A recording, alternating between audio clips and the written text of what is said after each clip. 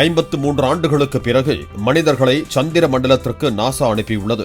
2030ஆம் ஆண்டில் மனிதர்களை நிலவில் தரையிறக்க சீனா திட்டமிட்டிருக்கும் நிலையில் அதற்கு 2 ஆண்டுகள் முன்னதாக மனிதர்களை நிலவில் தரையிறக்க நாசா நடவடிக்கை எடுத்து வருகிறது. அதற்கான சோதனை ஓட்டமாக ஆர்டெமிஸ் 2 என்ற திட்டத்தின் கீழ் 4 விண்வெளி வீரர்களை நிலவை நோக்கி நாசா தற்போது அனுப்பியுள்ளது. அவர்கள் பயணிக்கும் ஆரியன் விண்கலத்தை சுமந்தபடி புளோரிடாவில் உள்ள கென்னடி விண்வெளி மையத்திலிருந்து ராக்கெட் சீறி பாய்ந்தது. ராக்கெட்டில் இருந்து பிரியும் விண்கலத்தை விண்வெளி வீரர்கள் தாமாகவே நிலவை நோக்கி இயக்க இருக்கிறார்கள்.